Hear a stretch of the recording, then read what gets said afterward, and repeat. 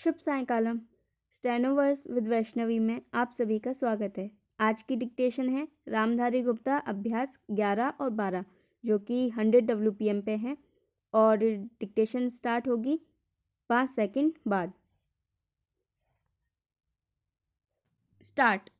अध्यक्ष महोदय, मैं आपको एक और बात बतलाना चाहती हूँ और वह यह है कि कृषि विभाग को योजना आयोग ने बहुत गलत रास्ते में बिठा दिया है। उन लोगों के पास लड़ने के लिए दम नहीं है और देश में खाद्यान्न का उत्पादन बढ़ाने के लिए जो योजनाएं चाहिए और उनके लिए जो धनराशि चाहिए वे उनको पूरी तरह संस्वीकृत नहीं करा पाते हैं।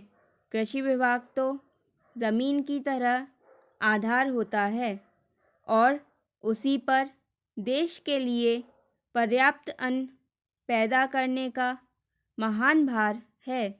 इसलिए यह बहुत आवश्यक है कि अधिक अन्न उपजाने के मार्ग में जो भी आवश्यक कदम यह विभाग उठाना चाहे उसमें किसी तरह की रुकावट ना हो। बहुत सी हड़तालें हो सकती हैं, मजदूर काम से बरी हो सकते हैं, लेकिन किसी भी हालत में वे खाने से बरी नहीं हो सकते। अब हम देखते हैं कि मिलों और कारखानों में हड़तालें हो जाती हैं, छुट्टी हो जाती है तो आम काम के दिनों की अपेक्षा लोग उन दिनों में ज़्यादा खाना खाते हैं, ज़्यादा दावतें करते हैं। आज यह हमारे लिए यह सर्वाधिक महत्व का विषय है कि हमारा अन्न का उत्पादन उस गति से बढ़े ताकि हम अपनी खपत से अधिक उत्पादन कर उसका निर्यात कर सकें। सरकार तथा इस मंत्रालय के लिए यह समस्या एक बड़ा सिरदर्द पैदा कर रही है।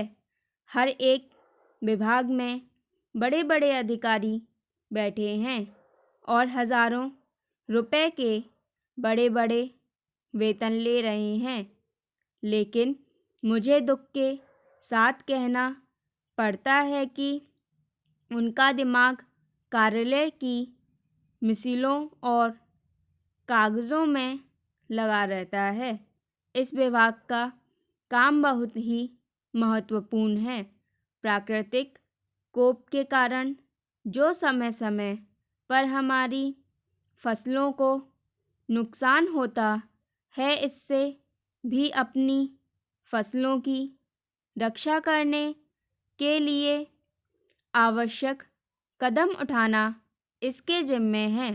आज मेरे पास लखनऊ से कुछ लोग आए थे और वे लोग बोल रहे थे कि यहाँ दिल्ली में इस अवसर पर ठंडी हवा चल रही है और आप यहाँ दरवाजे बंद करके बैठे हैं या आराम से लेटे हैं, लेकिन हमारी तो जान खतरे में है।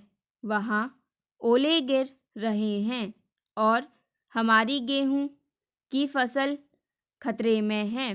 अब यह इस विभाग का काम है कि चूँकि हवा में पानी ज़्यादा होता है, इसलिए फसल के बचाव के लिए उस पर नियंत्रण किया जाए जिससे फसल की हानि न हो। पूर्णविराम पैरा। अध्यक्ष महोदय, जिस भावना से मैंने यह बिल पेश किया है उसको विरोधी पक्ष के लगभग सभी सदस्यों ने एकमत से महसूस किया है कि देश में बेकारी की जो समस्या है वह एक भयंकर समस्या है और उसके कारण हमारे देश का विकास, चाहे वह सामाजिक हो, आर्थिक हो या सांस्कृतिक, रुका हुआ है और ऐसी स्थिति में हम आगे बढ़ नहीं सकते हैं। इसी प्रकार से इस परिस्थिति का निर्माण हम पिछले 54 वर्षों से देख रहे हैं। मंत्री महोदय ने यहाँ पर अभी कहा कि राष्ट्रपति इस काम को नहीं कर सकते हैं क्योंकि वह उनके अधिकार के बाहर है। आप राज्यों में राज्यपाल शासन स्थापित करते हैं। जब यह देखते हैं कि किसी राज्य में वहाँ की व्यवस्था, वहाँ का विकास ठीक नहीं हो रहा है, जब किसी राज्य में गड़बड़ी फैल रही हो, विकास का काम समाप्त हो गया हो और जिम्मेदारी से लोग काम न करते हों, तो वहाँ पर राज्यपाल शासन स्थापित किया जाता है। ऐसे बहुत से उदाहरण हमारे देश में मौजूद हैं। उसी प्रकार से हमारे राष्ट्रपति हैं और अगर देश में इस तरह की स्थिति वर्षों तक चले तो कोई कारण नहीं है। आपात के रूप में राष्ट्रपति इस देश की सुरक्षा के लिए, इस देश की उन्नति के लिए जिम्मेदारी अपने हाथ में न ले सकें। हमारे भाइयों ने बहुत से उदाहरण दिए हैं कि राज्य में संयुक्त सरकारें नहीं चलीं, लेकिन उसके पीछे राजनीतिक हथकंडे थे। अगर कोई राजनीतिक पार्टी जिम्मेदारी से काम नहीं करती तो विधान में यह स्पष्ट है कि राष्ट्रपति शासन अपने हाथ में लें। मैं एक उदाहरण देता हूँ कि संविधान में आदिवासी हरिजनों के उत्थान के लिए प्रण किया गया था कि 10 वर्ष में उनकी सामाजिक तथा आर्थिक स्थिति को सुधार देंगे, लेकिन यह सरकार उसमें भी असफल रही। उसको एक बार 10 वर्ष के लिए बढ़ाया गया और दोबारा फिर 10 वर्ष के लिए बढ़ाया गया।